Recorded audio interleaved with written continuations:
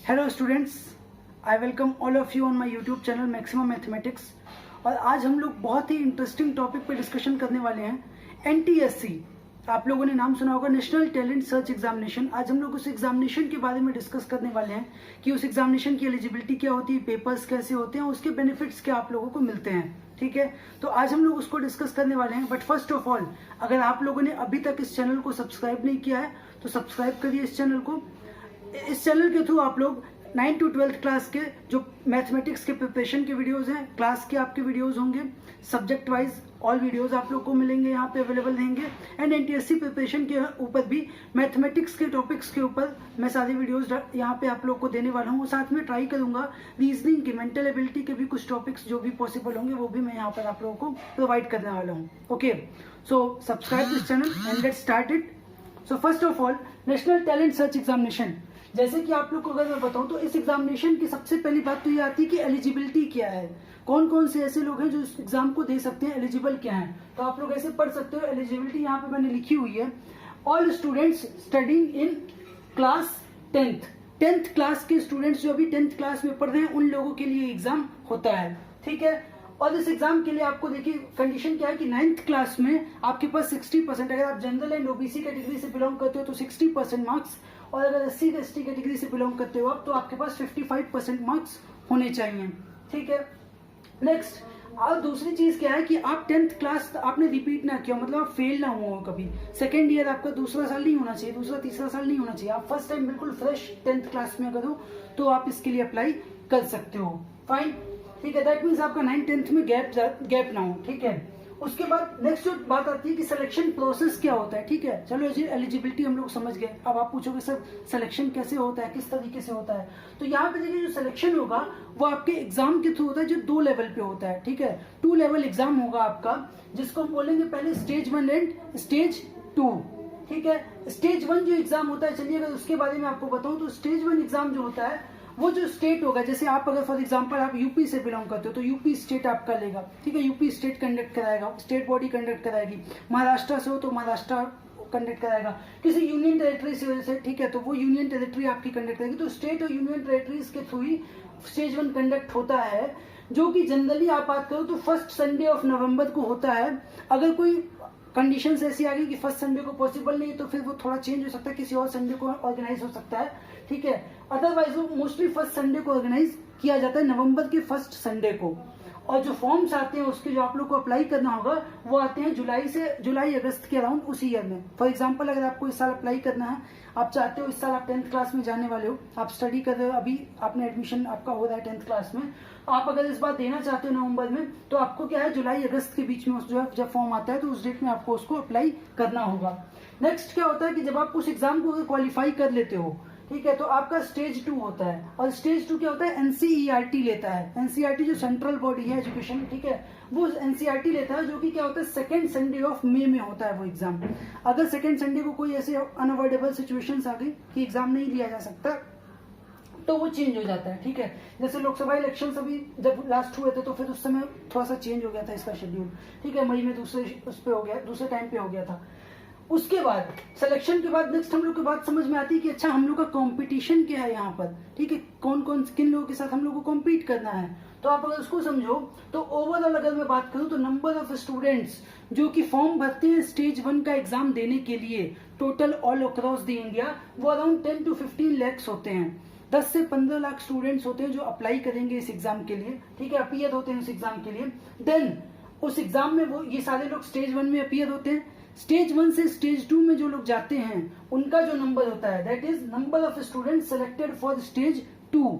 तो ये जो नंबर होता है वो अराउंड बोल सकते हैं आप कि 8000 to 8500 के बीच में अराउंड होगा। ठीक है, ये क्या है कि लास्ट ईयर की बात करूं तो 8387 स्टूडेंट्स थे जो लोग सेकेंड स्टेज के लिए क्वालिफाई किए थे। अब ये नंबर हो सकता है वेरी कर सकता है क्योंकि ऑब्वियसली अगर आपका क्या 2-3 स्टूडेंट्स का सेम मार्क्स हैं और ठीक है तो उस केस में कंसिडर किया जा सकता है डेटा जो है 2, 4, 5, 10 सीट्स अलग अलग वेरी कर सकती हैं। अब ये जो नंबर होता है 8387, ये number basically state wise quota होता है, हर स्टेट का अपना एक कोटा होता है। फॉर एग्जांपल जैसे यूपी है, सबसे बड़ा स्टेट है, पॉपुलेशन ठीक है यहाँ पे है, तो यहाँ पे क्या होता है सबसे ज्यादा पूरे इंडिया का सबसे ज्यादा कोटा यहीं पे है। अराउंड आप इस डेटा की बात करोगे 8387 की, तो इसमें अप्रोक्स 1400 सीट्स जो थी वो यूपी के लिए थी, ठीक है, यूपी की सीट्स थी। उसी तरीके से अलग अलग स्टेट्स की अलग अलग सीट्स होती हैं, उस स्टेट में पर्टिकुलर उतने ही स्टूडेंट क्वालिफाई कर सकते हैं वहां के लिए। देन उसके बाद ये जो स्टूडेंट्स अपीयर होते हैं सेकेंड स्टेज में, उसके बाद इन लोगों के लिए क्या होता है फाइनल जो सेकेंड स्टेज 2 एग्जाम वो लोग देते हैं, और स्टेज 2 देने के बाद इसमें से 2000 लोग होते हैं जो सेलेक्ट होते हैं, ठीक है, 2000 लोग फाइनली सेलेक्ट होते हैं जिनको आगे स्कॉलरशिप्स और बेनिफिट्स मिलते हैं। अर्लियर पहले क्या था, ये नंबर 1000 था जिसको बढ़ा करके अब 2000 किया गया है। फाइन, चलिए यहाँ तक हम लोग समझ गए बात को। नेक्स्ट आते हैं, अब हम लोग चलिए, हम लोगों ने समझा सिलेक्शन क्या होता है। अब बारी आती है, ठीक है, पेपर हम लोगों को देना है, तो पेपर पैटर्न क्या होगा वो भी समझना पड़ेगा। तो चलिए देखते हैं। अगर पेपर पैटर्न की बात करूं तो स्टेज 1 का जैसे हम लोग अगर एग्जांपल है यहाँ पे मैंने डिस्कस किया, तो क्या होता है मैट और सेट 2 पार्ट में पेपर होता है आपका, ठीक है। मैट मतलब मेंटल एबिलिटी टेस्ट होता है, वो 100 क्वेश्चंस होते हैं, ठीक है। मेंटल एबिलिटी मतलब वहां पे आपको रीजनिंग, ठीक है, मेंटल एबिलिटी रीजनिंग के क्वेश्चंस मोस्टली आपसे वो आते हैं, ठीक है। 100 क्वेश्चंस होंगे उसके आपके पेपर में। और उसके बाद फिर सेट होता है, सेम डे ही होता है, स्कॉलस्टिक एप्टीट्यूड टेस्ट इसको बोलते हैं, जिसमें फिर 100 क्वेश्चंस ही आते हैं आपके, जिसमें आपका सिलेबस अगर आप देखोगे तो मैथ, साइंस, सोशल साइंस, ये यूजुअली बोला जाता है कि आपका 9th-10th के जो सिलेबस है उसी से आते हैं। टाइप्स ऑफ क्वेश्चंस होते हैं, जो लेवल होगा उस क्वेश्चन का वो थोड़ा सा हायर होता है, जो आप 11th-12th में मोस्टली उन टॉपिक्स में जो लोग स्टडी करते हैं थोड़ा सा वो भी टॉपिक टच हो जाते हैं, वो कंटेंट भी टच हो जाता है। दैट मीन्स कि आपको थोड़ा सा अपना अप्रोच हायर रखना पड़ेगा इस एग्जाम के लिए, ठीक है। अब ये जो एग्जाम होते हैं मैट और सेट, ये सेम डे होंगे, 240 मिनट्स टोटल होता है, आपको डिवाइड होता है 120 मिनट्स ईच होता है। मतलब आप मैट का पेपर दोगे पहले 120 मिनट्स, दैट मीन 2 आवर्स के लिए, फिर आपको थोड़ा सा 1-2 घंटे का गैप मिलेगा, एंड फिर आपका सेम डे वही सेट का भी पेपर होगा 120 मिनट्स का, दैट मीन्स 2 आवर्स का। खास बात क्या है कि ये पेपर जो होता है वो मल्टीपल चॉइस क्वेश्चंस होते हैं, एमसीक्यू बेस्ड क्वेश्चन होंगे, एंड कोई निगेटिव मार्किंग नहीं होगी। निगेटिव मार्किंग यहाँ पे नहीं होती, दैट्स वाई थोड़ा सा और टफ हो जाता है, क्योंकि गेस्ट वर्क स्टूडेंट्स का काम अगर कर गया तो फिर वहां से आप देखोगे तो क्या होता है कि कट ऑफ ऑब्वियसली थोड़ा सा रेज कर जाएगा। तो निगेटिव मार्किंग नहीं है, ये एक थोड़ा सा एडवांटेज भी है, और कई बार डिसएडवांटेज होता है, क्योंकि जो है कुछ लग गया अगर लोगों का, अगर फॉर एग्जांपल 1-2 क्वेश्चंस में भी, तो उनका हो सकता है मार्किंग थोड़ी सी ऊपर हो जाए, ठीक है, जो बिल्कुल बॉर्डर पे होंगे। उसके बाद अगर हम बात करें स्कॉलरशिप, चलिए आपने एग्जाम दे दिया, पेपर पैटर्न समझ लिया, आपका सब कुछ सिलेक्शन हो गया, तो स्कॉलरशिप आपको क्या मिलेगी, बेनिफिट्स कैसे होंगे इसके। तो यहाँ पे अगर आप देखो तो आप 10th में इसका एग्जाम देते हो, आपका रिजल्ट डिक्लेयर होता है, फिर आपको स्कॉलरशिप मिलती है आपकी स्टडीज के लिए। वो जो स्कॉलरशिप होती है वो higher secondary level, that means class 11 तो क्लास 12th में आप जब जाओगे तो आपको 1250 रुपीज पर मंथ की स्कॉलरशिप मिलती है। नेक्स्ट आप जाओगे यूजी एंड पीजी कॉलेज में, आप जब स्टडीज करने जाओगे ग्रेजुएशन के लिए, पोस्ट ग्रेजुएशन के लिए, तो आपको 2000 रुपीज पर मंथ की स्कॉलरशिप मिलेगी। फाइन। और अगर आप फिर आगे और हायर स्टडीज करते हो, पीएचडी रिसर्च के लिए आप जाते हो, तो फिर यूजीसी के यूनिवर्सिटी ग्रांट कमीशन के जो नॉर्म्स हैं अलग अलग, उसके अकॉर्डिंग स्टूडेंट्स के बेसिस पे उनको स्कॉलरशिप मिलती है, ठीक है। तो ये टोटल हमारे पास नॉलेज थी जो हम लोगों ने देखा कि हाँ अगर आप एनटीएससी के लिए जाना चाहते हो तो ये सारी चीजें बेसिक हमारे पास समझने की थी, ठीक है। अब बात आती है कि जो प्रिपरेशन आपकी होगी 9th-10th के सिलेबस पे, बट क्वेश्चन का पैटर्न जो होगा, वो क्वेश्चंस का लेवल होगा, वो हायर लेवल के लिए होता है। टॉपिक्स जो सेम टॉपिक्स के ऊपर कुछ क्वेश्चंस जो बनेंगे उनका स्टैंडर्ड बोर्ड के 10th के लेवल से हायर होगा।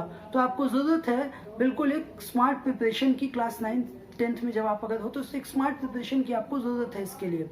और यहाँ पर देखिए सबसे बड़ी बात क्या है, पहली चीज, कभी भी आपका, अगर बहुत से स्टूडेंट्स को लगता है कि जो स्कॉलरशिप है ना, ये स्कॉलरशिप बहुत बड़ा मोटिवेशन है, बहुत सबसे बड़ा बेनिफिट यही है यहाँ इस एग्जाम का, बट नहीं। आप अगर देखोगे तो ये जो स्कॉलरशिप है ना, ये एक लीस्ट बेनिफिट मैं बोल सकता हूँ इसको। क्यों? क्योंकि आप इस एग्जाम को क्लियर करते हो, उसके बाद जो आपको बेनिफिट्स एज अ रिकॉग्निशन, ठीक है, आपके अंदर एक कॉन्फिडेंस डेवलप होता है। आप खुद सोचो कि इतने लैक्स ऑफ स्टूडेंट्स हैं, उसमें से आप सेलेक्ट होते हो टॉप 2000 में, तो जो कॉन्फिडेंस बिल्डअप आपका होता है फर्स्ट थिंग, उसके अलावा आपको जो रिकॉग्निशन मिलती है अलग अलग लेवल्स पे, हायर स्टडीज में आप जाते हो तो आपको क्या होता है कि अलग रिकॉग्निशन कई जगह पे मिलती है, आपको स्कॉलरशिप्स और कॉलेजेस के लिए मिल सकती हैं, कुछ एग्जाम्स के लिए आपको एडवांटेज मिलती है बाकी नॉर्मल स्टूडेंट्स से, ठीक है। तो वो सारे कुछ एडवांटेजेस आपके पास है। रिकॉग्निशन है पहली चीज जो बहुत ज्यादा मैटर करती है, तो सीरियस प्रिपरेशन बहुत ज्यादा जरूरी है।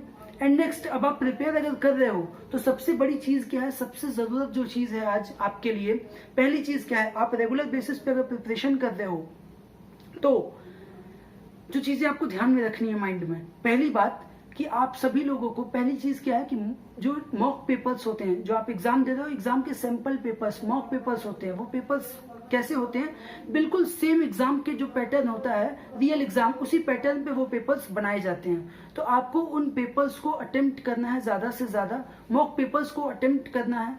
मॉक पेपर्स को अटेम्प्ट करने के बाद आपको कुछ मिस्टेक्स नजर आती है, अपनी स्ट्रेंथ और वीकनेस को एनालाइज करो। स्ट्रेंथ वीकनेस एनालाइज करने के बाद फिर अपने जो वीकनेस है उसको और स्ट्रॉन्ग बनाने के ऊपर काम करना है आप लोगों को, ठीक है। तो ये जो टोटल आज का मेरी तरफ से ये कंटेंट था जिसमें मैंने समझाने की कोशिश की आप लोगों को एनटीएससी एग्जाम्स के बारे में। आपको ये कंटेंट अच्छा लगा या आगे आपको कोई और इस पे अगर सजेशन देना चाहते हो तो कमेंट बॉक्स में जरूर मेंशन करना आप लोग अपने सजेशंस। नेक्स्ट, इसके अलावा अब मैं स्टार्ट आगे सीरीज एक करूंगा जिसमें मैं एनटीएससी के डिफरेंट जो भी सिलेबस है उन सिलेबस पे बेसिक डिटेल स्टडी हम लोग करेंगे यहाँ से, ठीक है। हर टॉपिक के ऊपर आपको डिटेल्ड लेक्चर्स यहाँ से मिल जाएंगे, प्रैक्टिस प्रॉब्लम्स हम लोग साथ में प्रैक्टिस करेंगे क्वेश्चंस को, ठीक है। और साथ में स्टूडेंट्स अगर जो इंटरेस्टेड हैं आप वो लोग मेरे से डायरेक्टली कांटेक्ट कर सकते हो, मॉक पेपर्स और बाकी चीजें भी मैं आप लोग को बिल्कुल प्रोवाइड कराने की कोशिश करूंगा, ठीक है। So that's all from my side. Again please like this video, subscribe my channel and comment your suggestions, your review about this content, this channel, or whatever the content you want from my side, please comment so that I will get to know about that. Okay, so thank you.